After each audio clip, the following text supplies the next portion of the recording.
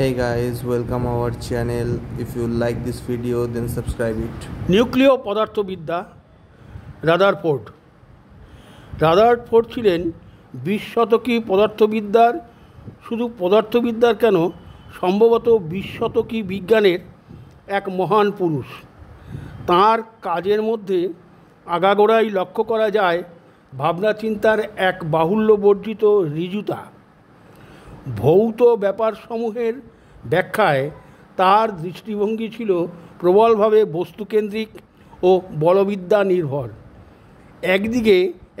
এদিক থেকে তার সঙ্গে নিউটন অপেক্ষা ফ্যারাডেরই মিল বেশি। পরমাণু কণা সম্বন্ধে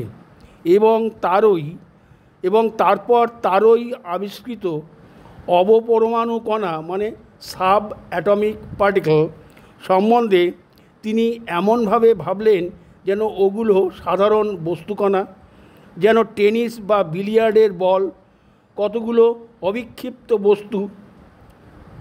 তারা কিভাবে লাফায়, তারা কিভাবে চলে, সেই বিচার করে তিনি তাদের চরিত্র সম্পর্কে অনেক কিছু বার করলেন। মাঝে মাঝে কণাগুলোর ব্যবহার তার প্রত্যাশার সঙ্গে মিলত না। সেই অপ্রত্যাশিত আবিষ্কারগুলিকে তিনি তথ্য হিসাবে স্বীকার করে নিতেন। তারপর তার আলোচ্য গঠন সম্পর্কে নতুন একটা কাল্পনিক ছক এঁকে নিয়ে তার সঙ্গে ওই নতুন তথ্যগুলিকে সাজিয়ে নেবার চেষ্টা করতেন।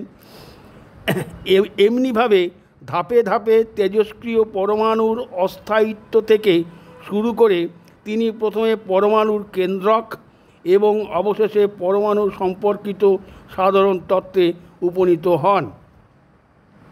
জীবনের শেষ দিকে তিনি পরমাণুর কেন্দ্রকের অভ্যন্তর নিয়ে গবেষণায় ব্যাপৃত হন।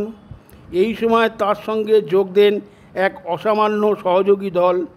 1919 সালে তিনি এক অতি গুরুত্বপূর্ণ আবিষ্কার করেন। তিনি দেখান যে একটি আলফা কণা দিয়ে সরাসরি আঘাত করে নাইট্রোজেন কেন্দ্রককে বিদীর্ণ করা যায়। এই ঘটনা থেকে স্পষ্টই বোঝা গেল যে জুৎসই আঘাত দেবার মতো জোরালো অবিক্ষিপ্ত কণা যদি পাওয়া যায় তাহলে মানুষের পক্ষে কেন্দ্রকের ভেতরকার প্রক্রিয়াসমূহকে নিয়ন্ত্রণ করা সম্ভব। দুভাবে এটা করা যেতে পারে।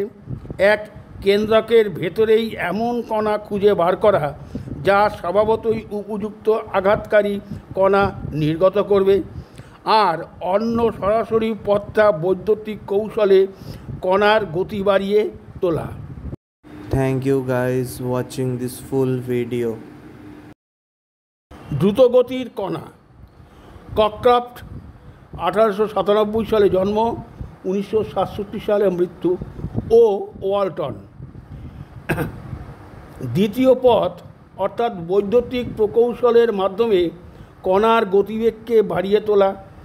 কিন্তু ভাবার বিষয় হলো সমস্ত ফলাফলগুলি তেজস্ক্রিয় কণা থেকেই পাওয়া গেল। রাদারফোর্ড নিজে যেসব যন্ত্রপাতি নিয়ে কাজ করেন তা ছিল প্রায় 16 শতকের গিলবার্টের নিজের উদ্ভাবনের যন্ত্রপাতির সঙ্গে তুলনীয়। আসলে ব্যাপারটা অত সহজ ছিল না। 19 শতকের জটিল যন্ত্রপাতির সাহায্যে প্রচুর পরিশ্রম করে যে জ্ঞান আহরণ করা হয়েছিল তার সহায়তা না পেলে এই পরীক্ষাগুলো চালানো সম্ভবপর হতো না। যেমন কণা ত্বরণের যন্ত্র, এক কথায় যাকে বলে পরমাণু ভাঙার যন্ত্র। এই যন্ত্রগুলির সাথে রাদারফোর্ডের ব্যবহৃত যন্ত্রের কোনো তুলনাই চলে না। তখনও পর্যন্ত পরমাণুর ভাণ্ডার যে প্রকারে যন্ত্র ব্যবহৃত হয়ে আসছিল তার থেকে নতুন উন্নত এই কণা ত্বরণ যন্ত্রগুলি ছিল একেবারেই অন্য জাতের। কণাগুলিকে যে মাত্রায় গতি দিলে প্রয়োজন সিদ্ধ হবে তা করতে হলে এই প্রকারের যন্ত্র অপরিহার্য। আর ওই ধরনের যন্ত্র নির্মাণের ঘটনাটি পদার্থবিদ্যা ও শিল্প উৎপাদনের পারস্পরিক সম্পর্কের ইতিহাসের নতুন অধ্যায়ের সূচনা করে। বিদ্যুৎ শিল্পের সাহায্যে কক্রফট 1897 কক্রফট ও ওয়ালটন বানালেন একটি হাই টেনশন নল, যার মাধ্যমে হাইড্রোজেন পরমাণুকে 10 লক্ষ থেকে 20 লক্ষ ভোল্ট বিদ্যুৎ চালিয়ে কণাকে গতি দেওয়া সম্ভব এবং এই গতিময় কণাগুলি একের বেশি হালকা পরমাণু কেন্দ্রকে বিদীর্ণ করতে পারে।